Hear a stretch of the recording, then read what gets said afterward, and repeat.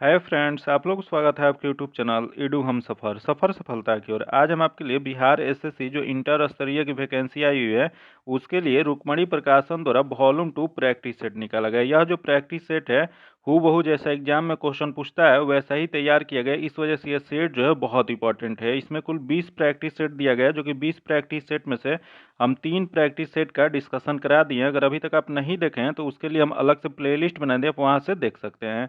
आज हम आपको सेट नंबर 4 का डिस्कशन कराने वाले हैं, जो कि यह जो सेट है बहुत इंपॉर्टेंट है, क्योंकि इससे हूबहू एग्जाम में क्वेश्चन पूछने की संभावना है। इस वजह से सेट जो है बहुत इंपॉर्टेंट है।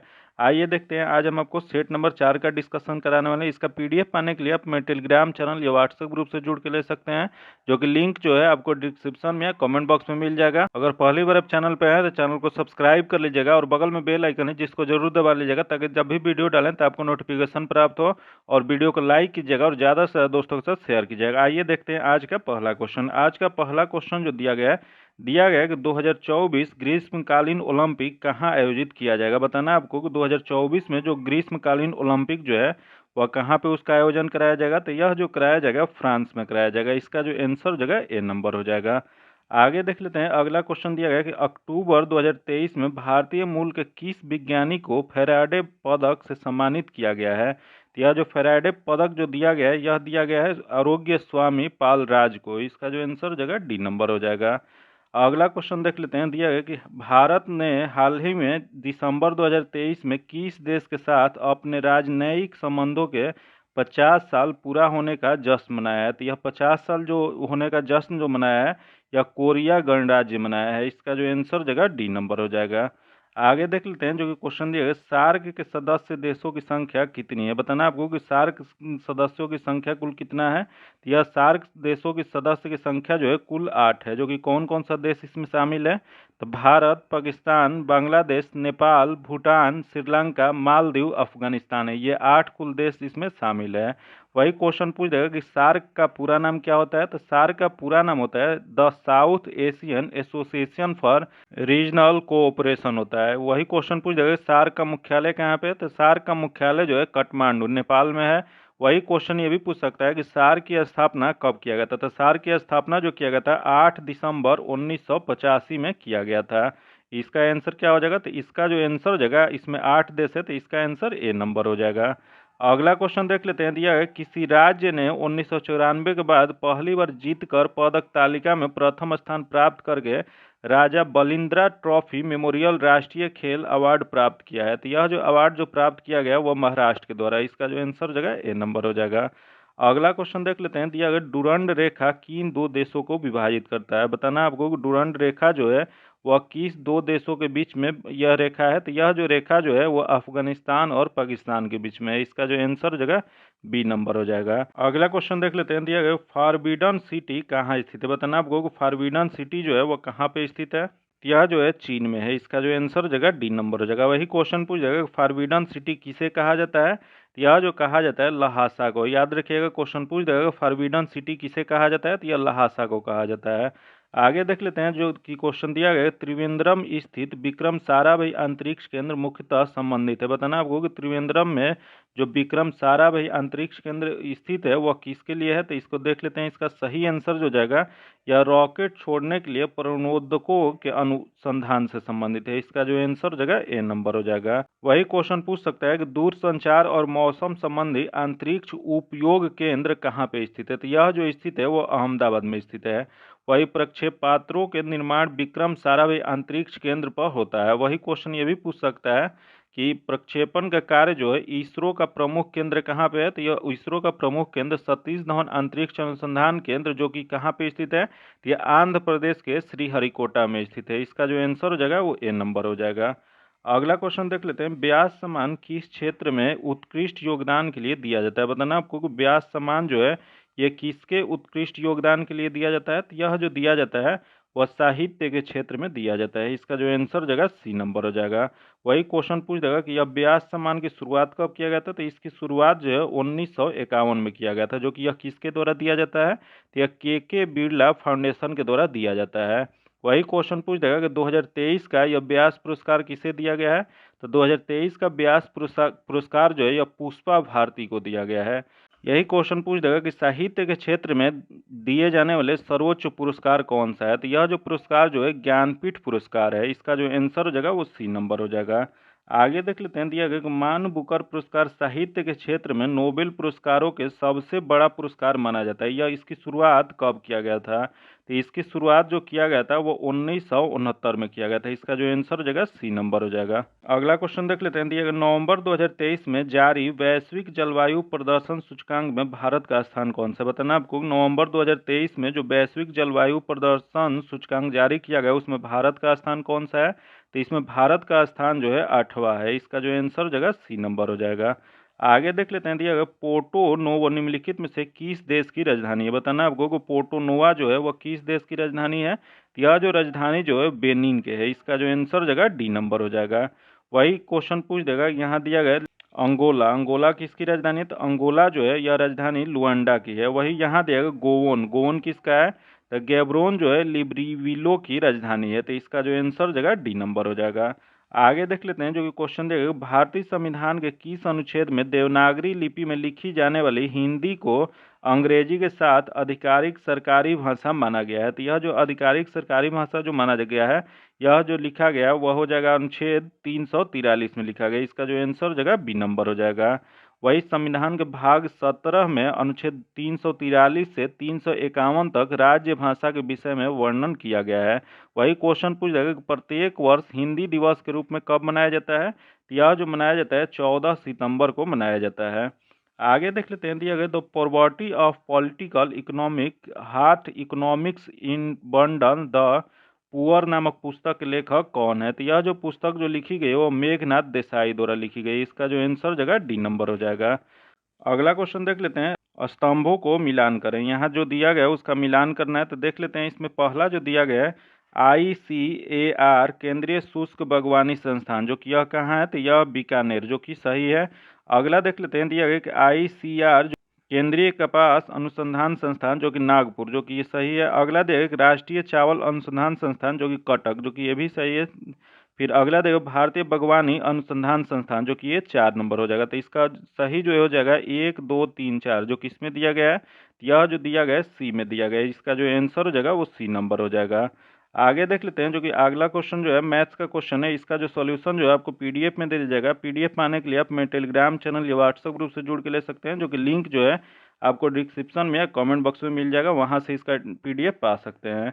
अगला जीके जी इसका जो क्वेश्चन है 31 नंबर क्वेश्चन है। तो आइए देखते हैं 31 नंबर क्वेश्चन। दिया गया है कि राष्ट्रीय जनगणना में भारत के भीतर समूहों की पहचान नहीं की जाती है। बताना आपको कि राष्ट्रीय जनगणना जो होता है उसमें भारत डैश के भीतर समूहों की पहचान नहीं की जाती है। तो यह जो नहीं किया जाता है वह नृत्य जाति ये नहीं की जाती है। इसका जो आंसर हो जाएगा ए नंबर हो जाएगा।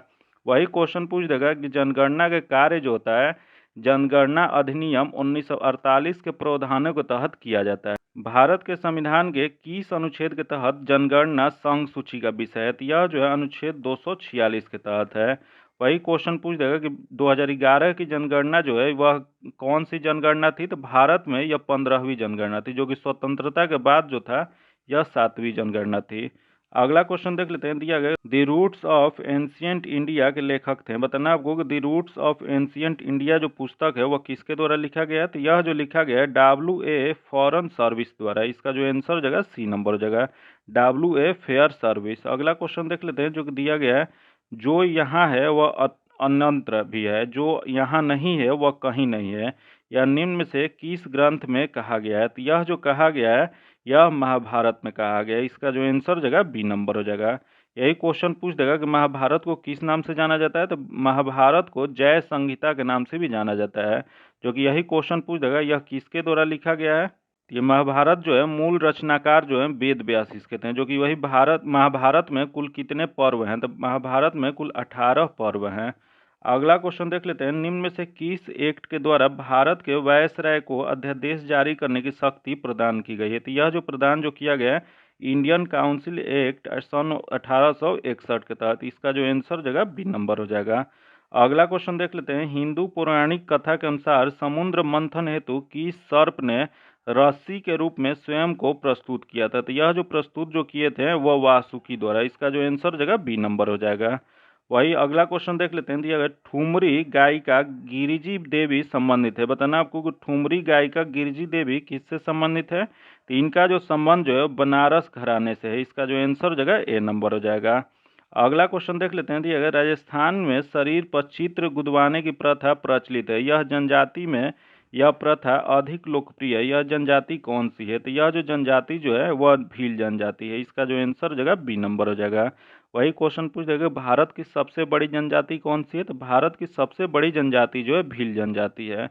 अगला क्वेश्चन देख लेते हैं, दिया निम्नलिखित में से कौन सी एक मृत ज्वालामुखी है। बताना इसमें से कौन सा एक मृत ज्वालामुखी है। तो मृत ज्वालामुखी जो है माउंट पोपो है। इसका जो आंसर हो जाएगा सी नंबर हो जाएगा।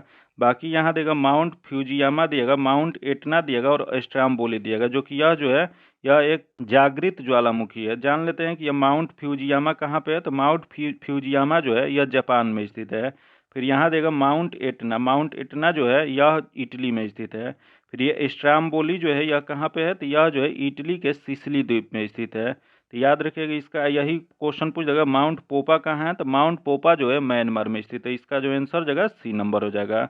अगला क्वेश्चन देख लेते हैं, निम्नलिखित में से कौन सी आरक्षित जीवमंडल सबसे अधिक ऊंचाई पर स्थित है। तो सबसे अधिक ऊंचाई पर जो है खंचो नंदजोंग है। इसका जो आंसर जगह सी नंबर हो जाएगा, जो कि इसी को और किस नाम से जाना जाता है। तो इसी को कंचनजंगा के नाम से जाना जाता है। अगला क्वेश्चन देख लेते हैं, जो कि दिया गया है, जो कि किसी देश की मुद्रा के अवमूल्यन के लिए सलाह दी जाती है जब उस देश के निर्यातों के सामना करना पड़ता है। तो यह जो दिया जाता है यह विदेशी बाजारों में लोचदार मांग का है। इसका जो आंसर हो जाएगा बी नंबर हो जाएगा। जब किसी देश की मुद्रा के मूल्य में किसी विदेशी मुद्रा की तुलना में आधिकारिक तौर पर मूल्यह्रास कर दिया जाए तो अवमूल्यन कहलाता है। वही क्वेश्चन पूछ देगा कि अवमूल्यन से क्या होता है। तो अवमूल्यन से घरेलू मांग में तेजी आ सकती है। आगे देख लेते हैं, यही क्वेश्चन पूछ देगा कि भारत में पहली बार अवमूल्यन कब किया गया था। तो भारत में पहली बार अवमूल्यन जो था 1949 में किया गया था, जो कि अब तक कितने बार किया गया। तो अब तक कुल 3 बार किया गया, जो कि कब कब। तो पहली बार 1949 में किया गया था, तो दूसरी बार 1966 में किया गया था और तीसरी बार 1991 में किया गया था। इसका जो आंसर हो जाएगा वो क्या हो जाएगा। तो बी नंबर हो जाएगा। अगला क्वेश्चन देख लेते हैं, राष्ट्रपति द्वारा किस अवधि के पश्चात वित्त आयोग का गठन किया जाता है। बताना आपको कि राष्ट्रपति के द्वारा किस अवधि के पश्चात वित्त आयोग का गठन किया जाता है। तो यह जो किया जाता है वह हर 5 वर्ष की समाप्ति पर। इसका जो आंसर जगह बी नंबर हो जाएगा। वही क्वेश्चन पूछ देगा कि भारतीय संविधान के किस अनुच्छेद के तहत वित्त आयोग का गठन किया जाता है। तो यह जो किया जाता है अनुच्छेद 280 के तहत किया जाता है। जो कि वित्त आयोग कैसा होता है। तो यह वित्त आयोग जो होता है एक अर्ध न्यायिक संवैधानिक निकाय है। आगे देख लेते हैं, जो कि दिया है, मैं एक समाजवादी और गणतंत्रवादी हूँ और मुझे राजाओं और राजकुमारों में विश्वास नहीं। यह वक्त संबंधित है। तो यह जो संबंधित जो है यह जवाहरलाल नेहरू से है। इसका जो आंसर जगह डी नंबर हो जाएगा। अगला क्वेश्चन देख लेते हैं, जो कि क्वेश्चन दिया गया है कि नील आयोग के अध्यक्ष निम्नलिखित में से कौन थे। बताना आपको नील आयोग जो है उसके अध्यक्ष कौन थे। तो इसके अध्यक्ष जो थे WA सीटन कार थे। इसका जो आंसर हो जाएगा डी नंबर हो जाएगा। वही क्वेश्चन पूछ जाएगा कि नील विद्रोह कब हुआ था। तो नील विद्रोह जो है 1859-60 में हुआ था। नील आंदोलन से संबंधित नाटक किस साहित्य में है। तो यह जो है नील दर्पण नामक एक साहित्य है जिसमें नील आंदोलन की चर्चा किया गया, जिसकी रचना किसके द्वारा किया गया था। तो इसकी रचना जो है दीनबंधु मित्र द्वारा किया गया है। आगे देख लेते हैं, दिया गया निम्नलिखित में से किसका सुमेलन नहीं है। इसमें बताना कि किसका सुमेलन इसमें नहीं है, मतलब कौन सा गलत है। तो देख लेते हैं इसमें कौन सा गलत है। तो दिया गया वर्ष 1885 भारतीय राष्ट्र कांग्रेस की स्थापना, जो कि सही है। अगला देगा वर्ष 1905 बंगाल विभाजन, जो कि ये भी सही है। अगला वर्ष 1909 मार्ले मिंटो सुधार, जो कि ये भी सही है। अगला देगा वर्ष 1930 असहयोग आंदोलन, जो कि ये गलत दिया गया है। असहयोग आंदोलन जो था 1 अगस्त 1920 को प्रारंभ हुआ था। वही इस चौरी चौरा कांड जो था 5 फरवरी 1922 को घटित होने के बाद असहयोग आंदोलन को वापस ले लिया गया था। तो यह जो ऑप्शन दिया गया वो गलत दिया गया था, इसमें गलत ही पहचान करना था। तो इसका जो आंसर हो जाएगा डी नंबर हो जाएगा। अगला क्वेश्चन देख लेते हैं, स्तंभों का मिलान करें। यहाँ जो दिया गया उसका मिलान करना है। इधर ऋतु दिया गया और इधर भारतीय कैलेंडर के अनुसार महीना दिया गया है। तो देख लेते हैं इसमें कौन सा होगा। तो पहला दिएगा बसंत, बसंत जो होता है वो चैत और बैसाख में होता है। तो यह एक हो जाएगा। तथा अगला दिएगा ग्रीष्म, ग्रीष्म जो होता है ज्येष्ठ और आषाढ़। तो यह जो दिया गया वो 4 में दिया गया। अगला देगा वर्षा ऋतु, वर्षा ऋतु जो होता है श्रावण और भादो में होता है। यह 3 हो जाएगा। अगला देगा शरद। शरद जो होता है वो अघविष्णीय और कार्तिक में, तो यह जो जगह 2 हो जाएगा। तो इसका सही मिलान जो जगह 1 4 3 2 जो किस में दिया गया, तो यह जो दिया गया सी में दिया गया। इसका जो आंसर जगह सी नंबर हो जाएगा। आगे जो क्वेश्चन है मैथ और रीजनिंग का क्वेश्चन है, जिसका सोल्यूशन जो आपको पीडीएफ में दे दिया जाएगा। पीडीएफ पाने के लिए आप मेरे टेलीग्राम चैनल या व्हाट्सएप ग्रुप से जुड़ के ले सकते हैं, जो कि लिंक जो है आपको डिस्क्रिप्शन में या कमेंट बॉक्स में मिल जाएगा। अगला क्वेश्चन देख लेते हैं। फिर 61 नंबर जो जीके जी क्वेश्चन दिया गया कि भारत में दिवाला और शोधन अक्षमता संहिता 2016 के अनुसार कंपनियों के दीवाना समाधान की प्रक्रिया कितने दिनों में पूरी करनी होगी। यह जो पूरी जो करनी होगी 180 दिनों में। इसका जो आंसर जगह ए नंबर हो जाएगा। आगे देख लेते हैं। दिया गया भारत के उच्च न्यायालय के न्यायाधीशों के पद पर नियुक्ति किए जाने हेतु आहर्त होने के लिए किसी व्यक्ति को कितने समय तक उच्च न्यायालय में अधिवक्ता के रूप में सेवाएं प्रदान करनी चाहिए। तो यह जो करनी चाहिए वो 10 वर्षों तक। इसका जो आंसर जगह डी नंबर हो जाएगा। यही क्वेश्चन पूछ जाएगा कि भारत में सर्वोच्च न्यायालय का उद्घाटन कब किया गया था। तो भारत में सर्वोच्च न्यायालय का उद्घाटन जो है 28 जनवरी 1950 को किया गया था। वही क्वेश्चन पूछ जाएगा कि भारतीय संविधान के किस भाग के अंतर्गत सर्वोच्च न्यायालय से संबंधित प्रावधान किया गया। तो भारतीय संविधान के भाग 5 में अनुच्छेद 124 से 147 तक सर्वोच्च न्यायालय का उल्लेख किया गया है। वही क्वेश्चन पूछ देगा कि वर्तमान में सर्वोच्च न्यायालय में न्यायाधीशों की कुल कितनी संख्या है। तब मुख्य न्यायाधीश सहित कुल 34 न्यायाधीश की अभी चर्चा किया गया है। तो इसका जो आंसर जगह डी नंबर हो जाएगा। अगला क्वेश्चन देख लेते हैं। दिया गया राष्ट्रपति के चुनाव के लिए किसी राज्य विधानसभा के निर्वाचित सदस्यों की मतों की संख्या किस प्रकार ज्ञात की जाती है। तो यह जो ज्ञात जो किया जाता है राज्य की जनसंख्या बटा में विधानसभा के निर्वाचित सदस्यों की संख्या भागा 1000। इसका जो आंसर जगह ए नंबर हो जाएगा। वही क्वेश्चन पूछ जाएगा कि राष्ट्रपति का निर्वाचन कैसे होता है। तो राष्ट्रपति का निर्वाचन जो होता है अप्रत्यक्ष रूप से निर्वाचक मंडल द्वारा किया जाता है। याद रखिएगा किसके द्वारा, तो अप्रत्यक्ष रूप से निर्वाचन मंडल द्वारा किया जाता है। आगे देख लेते हैं जो कि अगला क्वेश्चन दिया गया भारतीय संविधान के किस अनुच्छेद में यह प्रावधान किया गया है कि राष्ट्रपति की सहायता करने और उसे सलाह देने के लिए प्रधानमंत्री की अध्यक्षता वाली एक मंत्री परिषद होगी, जिसकी सलाह के अनुसार राष्ट्रपति अपने कार्यों का निर्वहन करेंगे। तो यह जो प्रावधान जो किया गया है अनुच्छेद 74(1) में किया गया है। इसका जो आंसर जगह सी नंबर हो जाएगा। आगे देख लेते हैं जो कि क्वेश्चन दिया गया हुआ आंदोलन का प्रेरणादाता कौन थे। यह हुआ आंदोलन जो था यह जो हो जाएगा यह हुयू फू सो थे। इसका जो आंसर जगह ए नंबर हो जाएगा। जो कि यह हुआ आंदोलन उपनिवेशवाद विरोधी था, जो कि यह आंदोलन सन 1939 इसमें वियतनाम में शुरू किया गया था। अगला क्वेश्चन देख लेते हैं। दिया गया एशिया के मरीज के नाम से किससे जाना जाता है। बताना आपको कि एशिया के मरीज के नाम से किससे जाना जाता है। तो यह जो जाना जाता है चीन को जाना जाता है। इसका जो आंसर जगह बी नंबर हो जाएगा। वही क्वेश्चन पूछ जाएगा कि यूरोप का मरीज किसे कहा जाता है। तो यह जो कहा जाता है तुर्की को कहा जाता है। आगे देख लेते हैं। दिया गया भारतीय संविधान के अनुच्छेद 32 और 226 के तहत कितने प्रकार की रीट जारी की जा सकती है। तो यह जो रीट जो जारी की जा सकती है वो 5 प्रकार की। इसका जो आंसर जगह बी नंबर हो जाएगा। वही क्वेश्चन पूछ देगा कि डॉक्टर भीमराव अंबेडकर ने संविधान की आत्मा किस अनुच्छेद के कहे थे। तो वह जो कहे थे अनुच्छेद 32 को कहे थे। अगला क्वेश्चन देख लेते हैं। दिया गया निम्नलिखित में से कौन से कथन असत्य है। इसमें बताना कि कौन सा कथन दिया गया जो गलत दिया गया है। तो देख लेते हैं इसमें कौन सा गलत दिया गया। पहला दिया गया लिपि का शाब्दिक अर्थ लिखावट होता है, जो कि सही दिया गया है। अगला दिया भारत में लिपि के विकास परंपरा में ब्राह्मी लिपि का प्रस्थान बिंदु माना जाता है, जो कि ये भी सही दिया गया है। अगला दिया गया कि हिंदी, गुजराती, मराठी, बांग्ला भाषा के लिए लिपियों का विकास प्राचीन नागरी लिपि में हुआ है, जो कि ये भी सही है। अगला देखो कुटिल लिपि का प्रचलन 10वीं शताब्दी में शुरू हुआ था, जो कि ये जो दिया गया है वो गलत दिया गया है। तो इसमें गलत ही बताना था। तो इसका जो आंसर जो हो जाएगा वो डी नंबर हो जाएगा। अगला क्वेश्चन देख लेते हैं। संविधान के किस अनुच्छेद में व्यवस्था की गई है कि प्रत्येक राज्य शिक्षा के प्राथमिक स्तर पर मातृभाषा में शिक्षा की पर्याप्त सुविधाओं की व्यवस्था करने के प्रयास किया करेगा। तो यह जो प्रयास जो किया जाएगा यह कहा गया अनुच्छेद 350 क में कहा गया। इसका जो आंसर हो जाएगा सी नंबर हो जाएगा। जो कि भारतीय संविधान के भाग 17 में उल्लेखित अनुच्छेद 343 से 351 में राज्य भाषा संबंधी प्रावधान किया गया है। अगला क्वेश्चन देख लेते हैं। पंचायती राज से संबंधित निम्नलिखित कथनों में कौन सा सही नहीं है। इसमें बताना है कि कौन सा गलत दिया गया। तो देख लेते हैं इसमें कौन सा गलत दिया गया है। तो पंचायत व्यवस्था भारतीय ग्रामीण जीवन को युगों का एक अभिन्न अंग रहा है, जो कि सही दिया गया है। अगला दिया गया 73वां संवैधानिक संशोधन 15 अगस्त 1993 से प्रभावी हुआ, जो कि ये गलत दिया गया है। यह जो प्रभावी हुआ था 24 अप्रैल 1993 में प्रभावी हुआ था। तो इसका जो गलत दिया था, तो इसका जो आंसर हो जाएगा वो बी नंबर हो जाएगा। अगला क्वेश्चन देख लेते हैं। योजना अवकाश की अवधि का संबंध है। बताना आपको कि योजना अवकाश जो है यह कब से कब लागू हुआ था। तो यह जो लागू हुआ था 1966 से 69 के बीच में। इसका जो आंसर हो जाएगा बी नंबर हो जाएगा। अगला क्वेश्चन देख लेते हैं। भारतीय योजना के संदर्भ में निम्नलिखित कथनों पर विचार कीजिए। यहाँ जो दिया गया है इस पर विचार करना है। तो देख लेते हैं। इसमें पहला जो दिया गया है, द्वितीय पंचवर्षीय योजना में भारी उद्योगों की स्थापना पर बल दिया गया था, जो कि सही दिया गया है।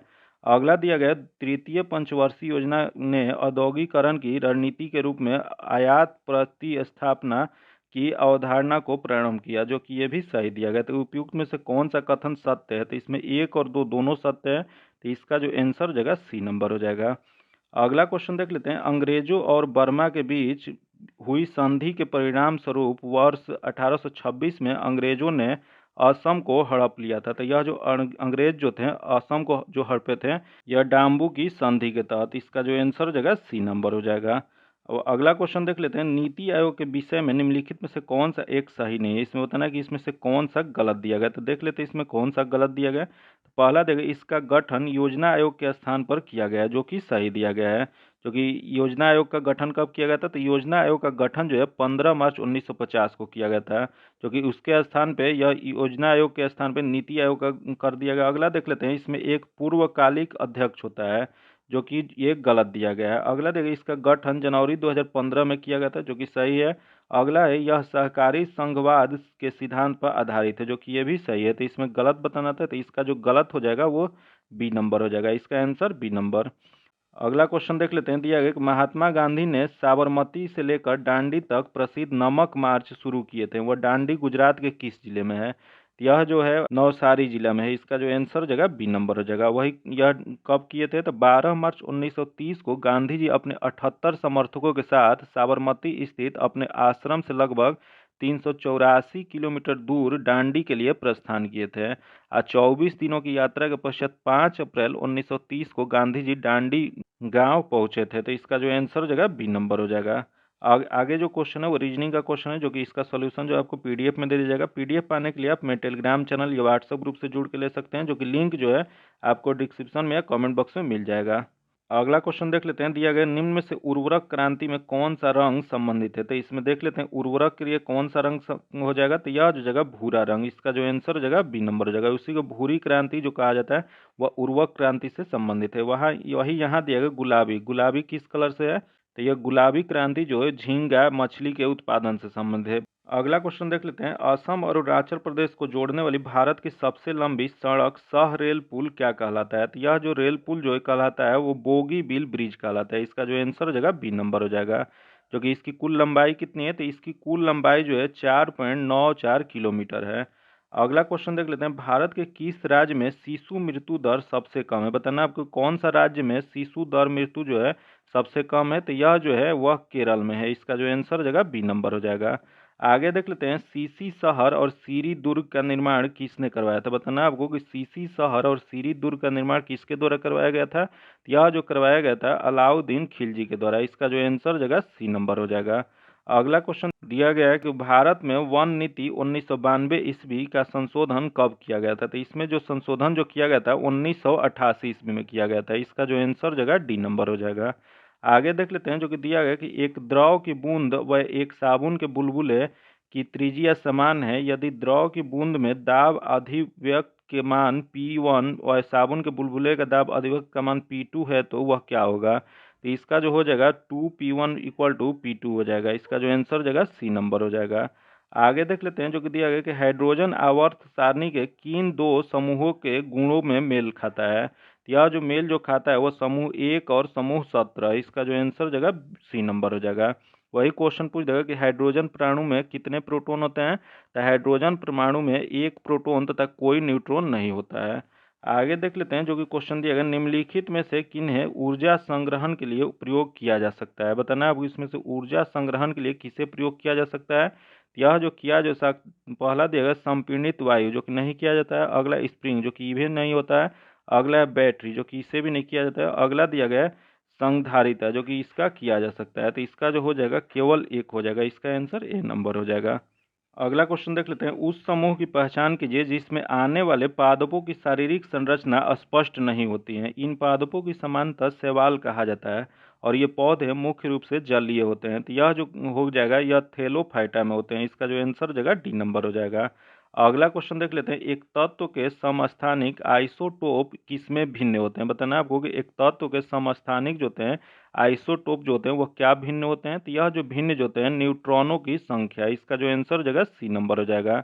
वही समस्थानिक में प्रोटॉनों की संख्या समान होता है। आगे देख लेते हैं जो कि क्वेश्चन देगा। मादा क्यूलेक्स मच्छर निम्नलिखित में से किस रोग के वाहक होता है?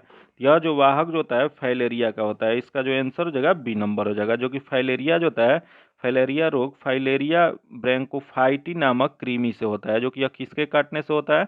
या क्यूलेक्स मच्छर के काटने से होता है। इसका जो आंसर हो जाएगा बी नंबर हो जाएगा। आगे देख लेते हैं जो कि दिया है। धमनियां छोटी नालियां में विभाजित होती हैं और उर्वरकों तक पहुंचने पर वे डैश नामक अत्यंत पतली नलियों में विभाजित होती है। तो यह जो विभाजित जो होती है यह कोशिकाओं द्वारा। इसका जो आंसर हो जाएगा सी नंबर हो जाएगा। आगे देख लेते हैं। दिया गया ब्लड कैंसर को आमतौर पर इस नाम से जाना जाता है। बताना आपको कि ब्लड कैंसर को आमतौर पर किस नाम से जाना जाता है? यह जो जाना जाता है वह ल्यूकेमिया के नाम से। इसका जो आंसर हो जाएगा बी नंबर हो जाएगा, ल्यूकेमिया। अगला देख लेते हैं। मानव खोपड़ी में हड्डियों की संख्या कितनी होती है? बताना आपको कि मानव खोपड़ी जो होता है उसमें कुल हड्डियों की संख्या कितना होता है? तो कुल 29 होता है। इसका जो आंसर हो जाएगा सी नंबर हो जाएगा। जो कि इसको अगर बांट के देखा जाए तो 8 हड्डी जो होता है कपाल के ऊपरी भाग में होता है, वही 14 जो होता है चेहरा में होता है, वही 6 जो होता है कान में होता है। दोनों कान को मिला के 6 हड्डी होती है और एक गले की हड्डी होती है जिसे हाइड बोन कहा जाता है। ये कुल मिला के कितना हो जाएगा? तो 29 हो जाएगा। तो इसमें इसका जो आंसर हो जाएगा सी नंबर हो जाएगा। अगला क्वेश्चन देख लेते हैं जो कि दिया गया। निम्नलिखित में से किस में साल्क होते हैं? बताना इसमें से साल्क किस में होता है। पहला देगा एम्फीबिया जो कि इसमें नहीं होता है। अगला देगा पीसी जो कि इसमें होता है। अगला देगा सरीसृप जो कि इसमें भी होता है तथा अगला देगा स्तनधारी जो कि इसमें नहीं होता है। तो इसमें बताना है किस में होता है। तो 1 और 3 में होता है। तो इसका जो आंसर हो जाएगा ए नंबर हो जाएगा। अगला जो क्वेश्चन है 106 नंबर जो कि रीजनिंग का क्वेश्चन है। इसका सोल्यूशन जो आपको पीडीएफ में दे दी जाएगा। पीडीएफ पाने के लिए आप मेरे टेलीग्राम चैनल या व्हाट्सएप ग्रुप से जुड़ के ले सकते हैं, जो कि लिंक जो है आपको डिस्क्रिप्शन में या कमेंट बॉक्स में मिल जाएगा। आगे देख लेते हैं जो कि दिया है। वैश्विक तापन के संबंध में निम्नलिखित कथन दिए गए हैं। यहाँ जो कथन दिया गया है इसके बारे में देखना है। पहला दिया गया। वैश्विक तापन मानव गतिविधियां मुख्य रूप से जीवाश्म ईंधन के जलने के कारण पूर्व औद्योगिक काल में देखी गई पृथ्वी की सतह पर दीर्घकालीन तापन है, जो पृथ्वी के वायुमंडल में उष्ण अवशोषण करने वाली ग्रीन हाउस गैस के स्तर को बढ़ाता है। जो कि सही दिया गया है। अगला देव। वैश्विक तापन जलवायु परिवर्तन के कारण बनती है, जो व्यापक बाढ़ और चरम मौसम के रूप में पृथ्वी पर जीवन के लिए गंभीर खतरा उत्पन्न करती है। जो कि ये भी सही है। तो इसमें जो सही है ए और बी दोनों सही है। तो इसका जो आंसर हो जाएगा डी नंबर हो जाएगा। आगे देख लेते हैं। दिया अगर निम्नलिखित में से किसके उपचार के लिए अर्जुन वृक्ष की छाल का प्रयोग किया जाता है? तो यह जो प्रयोग जो किया जाता है वह हृदय रोग के लिए प्रयोग किया जाता है। इसका जो आंसर हो जाएगा सी नंबर हो जाएगा। आगे देख लेते हैं। मानव शरीर का पीएच रेंज कितना होता है? बताना आपको कि मानव शरीर जो का पीएच मान कितना होता है। तो यह पीएच मान जो होता है 7.35 से 7.45 होता है। इसका जो आंसर हो जाएगा डी नंबर हो जाएगा। आगे देख लेते हैं जो कि क्वेश्चन दिया गया। विद्युत ऊर्जा को यांत्रिक ऊर्जा में रूपांतरित के लिए किस उपकरण का उपयोग किया जाता है? तो यह जो प्रयोग जो किया जाता है विद्युत मोटर का प्रयोग किया जाता है। इसका जो आंसर हो जाएगा डी नंबर हो जाएगा। आगे देख लेते हैं जो कि क्वेश्चन देगा कि आधुनिक आवर्त सारणी में इलेक्ट्रॉनिक विन्यास 2-8 युक्त तत्व को आप किस समूह में पाते हैं? तो ये बताना है आपको कि इलेक्ट्रॉनिक विन्यास 2-8 जो होता है जिस तत्व का वह किस समूह में आता है। तो यह जो आता है समूह 18 में आता है। इसका जो आंसर हो जाएगा सी नंबर हो जाएगा। आगे देख लेते हैं। दिया गया वर्ष 2014 में भारत को आधिकारिक तौर पर निम्नलिखित में से किस बीमारी से मुक्त घोषित कर दिया गया है? यह जो किया गया वो पोलियो के किया गया। इसका जो आंसर हो जाएगा ए नंबर हो जाएगा। वही क्वेश्चन पूछ देगा कि पोलियो का पहला टीका किसके द्वारा विकसित किया गया था? तो पोलियो का पहला टीका जो है जोनास सोल्फ द्वारा किया गया था। वही पोलियो वैक्सीन का विकास कब किया गया था? तो पोलियो वैक्सीन का विकास जो है 1952 ईस्वी में जोन्स साल्क तथा 1962 में अल्बर्ट साबिन द्वारा किया गया था। वही क्वेश्चन पूछ देगा कि भारत में विश्व स्वास्थ्य संगठन वैश्विक पोलियो अवमूल्यन प्रयास के परिणाम स्वरूप प्लस पोलियो टीकाकरण कार्यक्रम कब आरंभ किया गया था? तो यह जो किया गया था 1995 में किया गया था। इसका जो आंसर हो जाएगा ए नंबर हो जाएगा। आगे देख लेते हैं, क्वेश्चन दिया गया प्रेरित धारा उच्चतम होती है जब कुंडली की गति की दिशा डैश होती है। तो यह जो होता है यह चुंबकीय क्षेत्र के लंबवत होता है। इसका जो आंसर हो जाएगा डी नंबर हो जाएगा। अगला क्वेश्चन देख लेते हैं, निम्नलिखित में से कौन सा पशु हार्मोन है, बताना है इसमें से कौन सा पशु हार्मोन है। तो देख लेते हैं, इसमें पशु हार्मोन जो दिया गया है साइटोकाइनिन दिया गया, जिब्रेलिन दिया गया, ऑक्सिन दिया गया, उसके बाद इंसुलिन दिया गया। तो इसमें जो हो जाएगा इंसुलिन हो जाएगा। इसका जो आंसर हो जाएगा डी नंबर हो जाएगा। क्योंकि मानव शरीर में अग्नाशय के बीटा सेल से इंसुलिन हार्मोन का श्रावण होता है। वही क्वेश्चन पूछ देगा कि इंसुलिन हार्मोन का खोज किसके द्वारा किया गया था। तो इंसुलिन हार्मोन की खोज जो है बेंटिंग एंड बेस्ट द्वारा किया गया था, जो कि इंसुलिन रक्त में ग्लूकोज की मात्रा का नियंत्रण करता है। आगे देख लेते हैं, दिया गया कि रिकॉम्बिनेट डीएनए टेक्नोलॉजी के विकास के पश्चात ही यह तकनीकी संभव हुई। तो यह जो तकनीकी जो संभव हुआ था वह डीएनए अंगुली मुद्रण में हुआ था। इसका जो आंसर हो जाएगा ए नंबर हो जाएगा। वही क्वेश्चन पूछ देगा कि डीएनए फिंगर प्रिंटिंग संस्थान कहाँ पे है। तो यह जो है हैदराबाद में है। आगे देख लेते हैं, दिया गया जीमेल में जब आप कोई मेल प्राप्त करते हैं और उसी मेल के जवाब में और केवल मूल्य प्रेषण के मेल भेजना चाहते हैं तो आप किसका उपयोग करते हैं। तो यह जो प्रयोग जो किया जाता है रिप्लाई का। इसका जो आंसर हो जाएगा ए नंबर हो जाएगा। आगे देख लेते हैं, सुमेलित कीजिए। यहाँ सूची 1 सूची 2 दिया गया, दोनों को मिलान करना है। तो देख लेते हैं, सूची 1 में दवा दिया गया और सूची 2 में रोग दिया गया। बताना है कि कौन सी दवा किस रोग में प्रयोग किया जाता है। तो यहाँ दिया गया क्यूनोन। क्यूनोन जो है यह जो प्रयोग किया जाता है मलेरिया के लिए। तो यह 4 हो जाएगा। तथा अगला देगा क्रोसिन। क्रोसिन जो है यह ज्वर के लिए प्रयोग किया जाता है। तो यह 2 हो जाएगा। तथा अगला देगा एविल। एविल जो है यह एलर्जी के लिए प्रयोग किया जाता है। तो यह 3 हो जाएगा। तथा अगला देगा कंपोज। कंपोज। अगला क्वेश्चन देख लेते हैं, द्विधारी बाइनरी संख्या एक एक निरूपित करती है। तो यह जो निरूपित जो करती है वो 7 को। इसका जो आंसर हो जाएगा सी नंबर हो जाएगा। जो कि संख्या पद्धति जिसमें केवल 2 अंक 0 और 1 होता है उसे द्विधारी निकाय कहते हैं, बाइनरी नंबर कहते हैं। जो कि यही एक एक जो है रिप्रेजेंट जो करेगा वो 7 को करेगा। इसका जो आंसर हो जाएगा सी नंबर हो जाएगा। अगला देख लेते हैं, बुलेट प्रूफ जैकेट के निर्माण में किस बहुलक पदार्थ का प्रयोग होता है। तो बुलेट प्रूफ जैकेट जो बनाने में प्रयोग जो किया जाता है वो केवलर का किया जाता है। इसका जो आंसर हो जाएगा सी नंबर हो जाएगा। अगला क्वेश्चन देख लेते हैं, कौन सी विद्युत चुंबकीय तरंग नहीं है। बताना है इसमें से कौन से विद्युत चुंबकीय तरंग नहीं है। तो इसमें पहला देगा रेडियो जो कि है, अगला देगा औरक जो कि ये भी है, तथा अगला देगा पाराबैंगनी जो कि ये भी है, तथा अगला देगा ध्वनि। ध्वनि जो है यह विद्युत चुंबकीय तरंग नहीं है। तो इसका जो आंसर जो जगह वो सी नंबर हो जाएगा। ध्वनि क्या है। तो ध्वनि जो है यह अनुदैर्ध्य तरंग है। आगे जो क्वेश्चन है वो रीजनिंग और मैथ्स का क्वेश्चन है, जिसका सॉल्यूशन जो आपको पीडीएफ में दे दिया जाएगा। इसका पीडीएफ पाने के लिए आप मेरे टेलीग्राम चैनल या व्हाट्सएप ग्रुप से जुड़ के ले सकते हैं, जो कि लिंक जो है आपको डिस्क्रिप्शन में या कमेंट बॉक्स में मिल जाएगा। अगर अभी तक आप चैनल को सब्सक्राइब नहीं किए हैं तो चैनल को सब्सक्राइब कर लीजिएगा और बगल में बेल आइकन है जिसको जरूर दबा लीजिएगा, ताकि जब भी वीडियो डालें तो आपको नोटिफिकेशन प्राप्त हो। और वीडियो को लाइक कीजिएगा और ज़्यादा से ज़्यादा दोस्तों के साथ शेयर कीजिएगा। फिर मिलते हैं आपसे अगले वीडियो में, तब तक के लिए धन्यवाद। जय हिंद।